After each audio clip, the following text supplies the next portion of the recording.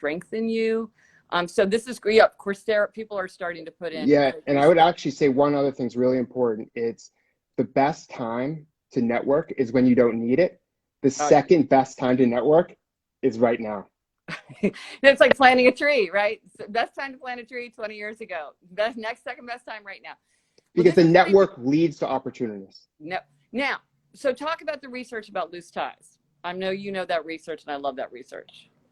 Yeah, I mean, if you have, well, actually, yeah, if you have loose ties, people who are friends of friends of friends are more likely to link you to jobs and opportunities. Yes. But really, I just think of just connect to as many people as you can, right? Everyone has multiple degrees. My mom always said this is like, you know, you have different relationships with other people, stronger, weaker, that changes over time.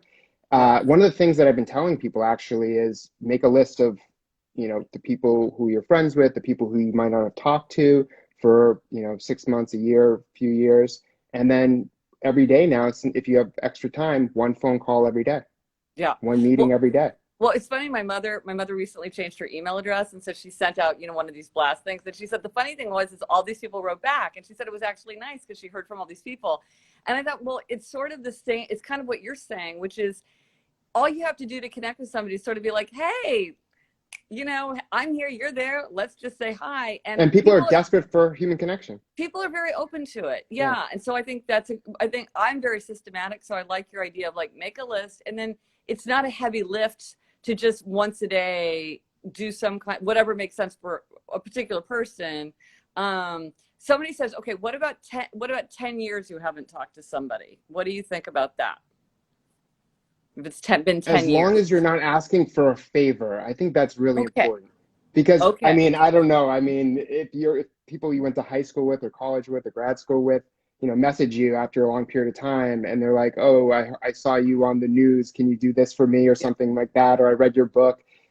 It's nice, but you're not, you know, if you ask for a favor, it's not going to come off the right way. And you know, the other party, you or me or whomever, are going to be turned off. So I have a tip on this that works for me.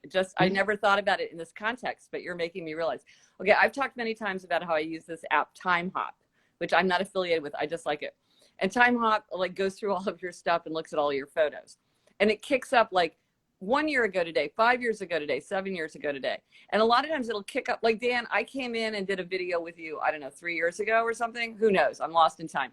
But at some point that will, we took a picture of a selfie of ourselves. At some point that will kick up. And I could just very easily text you that photo and be like, hey man, how you doing? This was fun. You know, we need to grab coffee.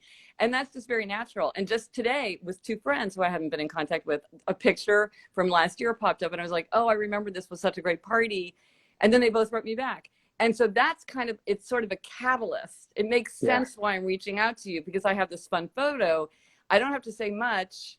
It reminds us of like, oh, we did that together. But then there's a reason because I think sometimes it's like, what's my hook? You know? Great point. If it's not a favor, if there's no other hook, people are going to be thinking, there's a hook somewhere. What's the hook? Yeah, I 100% agree. And actually the other way of doing it is, you know, you take someone who you have a mutual connection to, so someone they know, but if you haven't talked to them in a while, and you do like a three-way. Yeah. Right. So you're basically creating the context, and in your example, you have content in the form of pictures, videos, whatnot, that creates the connection in the community. Yeah. Someone's saying connect more with your coworkers. They can help you more than you might dare imagine. Well, that's a very good idea. Someone said my 94-year-old grandmother called her old neighbor's son. They hadn't spoken for 40 years. Wow, that's exciting. That's very cool. So how many people, if you're just joining, I'm Gretchen Rubin of the Happier with Gretchen Rubin podcast, and I'm talking to Dan Chabelle of the 5 Questions podcast, and he has many best-selling books and is an expert in work. So we're talking about work. Give us a thumbs up if you have done something along these lines. If you have sort of thought like, I want to use this time to connect with people from my work past. Maybe I've connected with like my college roommates, but have I also connected with like my old coworkers? Like I did a walk and talk with somebody that I knew when I worked for the Federal Communications Commission, which was 1,000 years ago. Just somebody I've always been friends with ever since. and it just felt good to keep that old connection alive. So lots of people are giving thumbs up. Lots of people are giving thumbs up. And I think it makes us feel, gives us a lot of reassurance to have the feeling of those social bonds. You know what else is smart that I see people doing really effectively on LinkedIn? And I actually encourage people to do it. And someone listened to me and they posted that they're looking for a job. They were just unemployed. And then they were very specific about what they're looking for and their qualifications. And then in the comments section, I've seen this multiple times, in the comments section, you have all of the people that have been connected to them, former colleagues, friends, acquaintances, who are commenting saying, let me tag, these 3 people who might be able to help you, or we have a job opening, or, oh, I know someone else, or here's like 10 more pieces of advice. People have a bigger support network than they think. And sometimes it takes a little bit of humility to be honest and open about your job situation to actually get the next job or some opportunity. Someone said, I commented on an old work friend's Facebook story about a puzzle and we started chatting in a fun way. So that's a very low touch thing. I think my impression, and I'd be curious to know what you know, Dan, and anybody who has a question for Dan, put it in the comments and I'll look for it. I feel like people are much more open about saying, like, I got laid off than they used to be. Like, at least on Twitter, people will often say, like, hey, I'm out there, and which I think is great, because you're exactly right. Then there's all those loose ties then that have their eyes open for you. And so I think it's a really, do you think it's also kind 100%, of people are more comfortable now being more open? 30 million people out of work. You either are unemployed, someone who's unemployed, or know someone who knows someone who's unemployed. It's like mental health. It's like you're either suffering, have suffered, or know or interact with someone who has. Okay, so this is a great question. Do you have any job search tips for a recent graduate? Okay, so these are people who don't have a long track record, so that's a different issue. Yeah, I feel for them. I mean, do everything we said, plus search for jobs on job boards, corporate websites, do all the basic stuff, do all the networking things. There's a lot of virtual networking. Like Gretchen says, is like content creates community and connection and reminders of who to interact with where. There's all of these, associations. There's all these free webinars that can give you content, post online, be the grad that's always out there every day posting, new information, so you stay top of mind. But I would also say for a graduate, I would also say do project-based work too. So instead of just looking for a full-time job, you should use like Fiverr or, Upwork, or there's many other freelance sites just to get something. Like, I'm always against resume gaps. I'm like super against that, because I always think, and I've always been plugged in like this, is always be doing something. Always, whether it's a blog, whether it's a podcast, whether it's you transcribing something for someone online for a certain amount of money per hour. Like, it's worth it to just do something, not just make the income, but do something, because then it's a better story to tell of, when the market turns around and you're looking for a job, you're not the grad. There's so many grads who are going to be competing for jobs, that you're not the grad that says, yeah, I was just kind of, hanging out and taking time off. You were the grad that actually took initiative and did work. Oh, that's okay. Now, somebody here is saying the atmosphere is so different now. We all understand people are hurting, and there's a collective thought to help if you're still employed. Well, I think that's true. And I think this is making a really good point, that I think for the people who are employed to really be looking for opportunities. Who can I have my eyes out for? How can I help people who need clients? Or can I connect them with possible clients? Can I give leads? If I have somebody I want to recommend, to really be going out of our way to try to, I mean, I think we should do this in everyday life, but right now, more than ever, to try to like connect people and to create opportunities for other people. I've actually become an expert in filing unemployment. I did it for both my parents. So now, really? like, I've told my friends, I'm like, if anyone needs help, anyone gets laid off, just let me know, because I've gone through the process twice effectively. I've made mistakes, but I've got them both working. So right. Okay. So someone says, I want to change my corporate job to a meaningful role, especially with the situation we are in. I can work from home, but still the job and reorganizations are so demotivating. Cannot take it anymore. Any advice? So I guess that's about like making a pretty serious job, career transition now. Any advice? It's tough. I mean, I always say keep your job so you can be a passive job seeker. A passive job seeker is always perceived as more valuable, whether it's true or not, than an active job seeker. A passive job seeker is someone who's employed looking for work, and an active one is unemployed looking for work. So employed means this person's more valuable. They're practicing their skills. They're getting a paycheck. So you'll make more money by keeping your job and on nights and weekends trying to look for the next thing. That's very important. Right. So it's tough to tell people this because right now there's such a buyer's market where corporations have so much leverage. So they're not going to pay you more, hiring freezes, hour cuts, pay cuts, all this is happening, even at the highest levels. So I think it's keep the job, and then on nights and weekends, just search for something else, or at least think about what that next thing is and reflect, because we're all spending a lot of time reflecting now. And then start to carve out that next job by posting stuff online, researching, getting the skills. So the transition is searching for the next thing, but it's also positioning yourself through the skills, through the content, through the knowledge in that field. Okay. Keep your job while you're doing it, though. Yeah. If you're just joining, I'm Gretchen Rubin of the Happier Podcast. This is Dan Chavelle of 5 Questions podcast, and he's an expert on the future of work. So we're talking about work. And Elizabeth and I were just nominated for a Webby Award for our podcast. So click the link in my profile to vote for our People's Choice Award nomination, which you get a giant gold star from us if you vote. So please vote. But Dan, this is an interesting kind of framework question. It says, Dan, would you say this crisis is going to make us stronger or more cautious about our future ventures? Well, that's interesting. Maybe both. Wow. Yeah, I would say both. People's relationship with money will change forever. I think people are going to start saving more. They're going to be more cautious. And I think we saw this after 2007.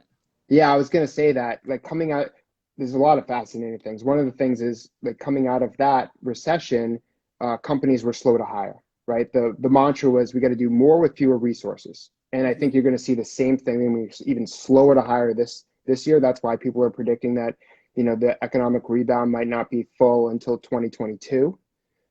So I think that there'll be these lasting effects. And so people are probably going to have to work harder without additional compensation, for the time being. But actually, the cost of labor, there was a report that just came out today. I don't want to get too data centric, but the report basically said that the cost of labor now, especially for essential workers, is increasing. And so that's why there was another report that says companies are investing more in automation now. Yes, so that's another thing that people have to watch out for, is that some of the jobs that exist are not going to exist in the future, because there's an incentive for companies, instead of hiring back all this labor, to invest in machines. So I think it's going to get very competitive, especially, new grads. They're probably going to be willing to get paid less, even if they get jobs. And then there's going to be ageism for, older generations too, who were getting paid a lot. So it's going to be very tough. I got to keep it real here, which means you're going to have to work harder, longer,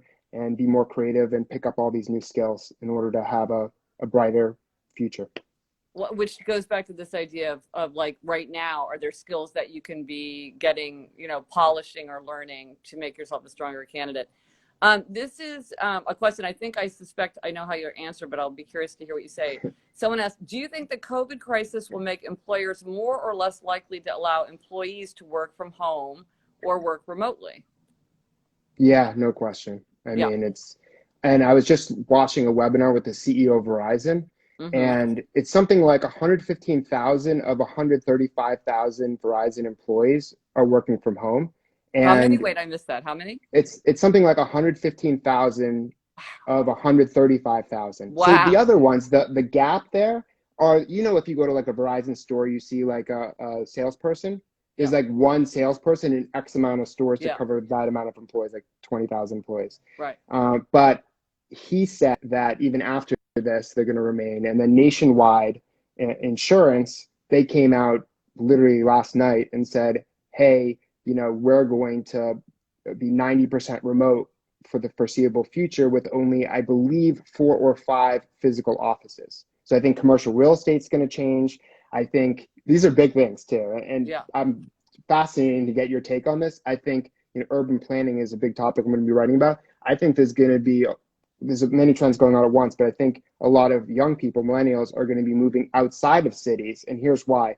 Because after the 2007, 2008 recession, there was a delayed adulthood. So a lot of decisions that people would normally make in that period of time, like buying a car, buying a house, getting married, having children, that was all delayed. But now it's caught up, and they're all ready to, get more space. But because of wages are stagnant or people are unemployed, they don't have as much money. So the incentive for them to move out into the suburbs is that much greater. Plus all these companies have investing so much money in having their headquarters in New York City, Chicago, wherever in the cities. So they want to save money because they save $10,000 per remote worker. So the incentive is to have less corporate office space. And because of all the remote work and people, preferring to work remote and companies enabling that, the incentive to be in a physical office space that's very expensive in New York City is diminishing. So I think that could have a huge impact.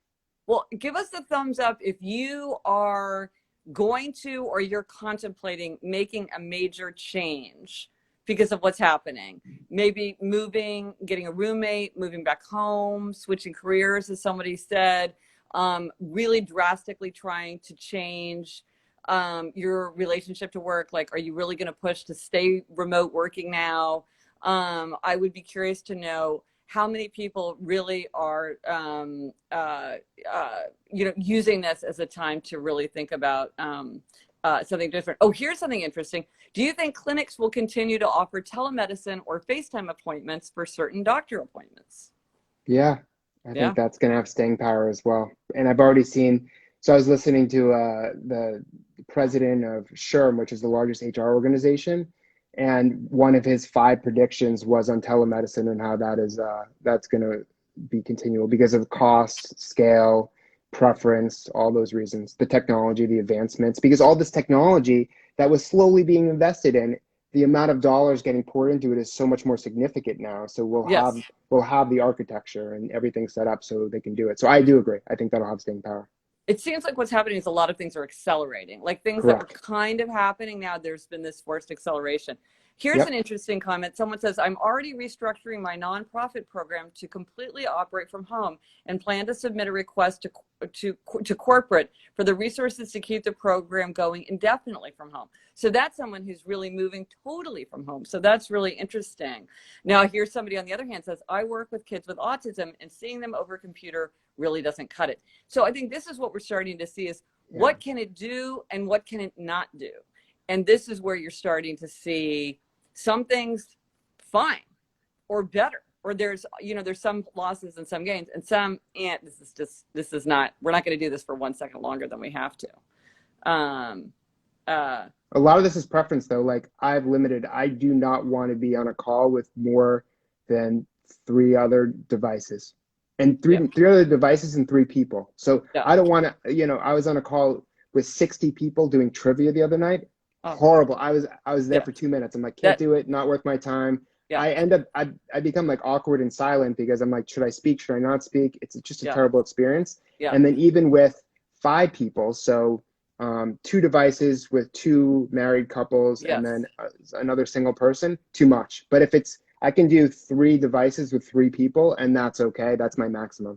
Right. Well, it's interesting. Everybody's sort of figuring that out. And what I figured out is even with somebody who is like your dearest friend, 45 minutes to an hour on Zoom, that's it. It's not like going out to dinner where you can sit there and you can linger for 2.5 hours. I'm like, at 45 minutes, I'm starting to be like, okay, let's wrap this up. There's a name for it too. Oh, what is that? Zoom fatigue. Zoom fatigue. Oh, I love it. I love it. I love the buzzwords. I love the buzzwords. Someone says, I work in a public library with a fragile population. We cannot serve them remotely very well. Yeah, I mean, all these, and yet then other people are learning how to check out ebooks from the library and they had never done that before. And so now this is going to be a great new resource. So, there's just a huge amount that we're going to learn one way or another, it seems like. So Dan, thank you so much for coming. It's always so much fun to talk to you. It's amazing. Again, so if people want to go, you mentioned a couple articles that you wrote, you have your books. Where's the best place for people to follow up if they want to learn more about all your stuff? Yeah, if you go to my LinkedIn profile, under Dan Schawbel. Spell your last name because it's a little bit of a I know, it's very challenging. It's Charles Schwab's fault. It's SCHAWBEL. And I have a newsletter called Workplace Intelligence Weekly. So there's 1 article per week, and then I do daily updates on what's going on work related. Great. Well, thanks so much. And so I'll be back with Alyssa tomorrow at 4 p.m. Eastern, and it's our Ask Us Anything Friday. So be thinking of your questions. And you will get a giant gold star if you vote for us for the Web. Vote for her. The link is in my profile. Yes, yes, yes. Vote, get the gold star. Be thinking of your questions. And Dan, it was so fun to talk to you. Thanks so much for dropping by. Thank you so much. Okay, everybody, keep your hands clean and your minds clear. Bye.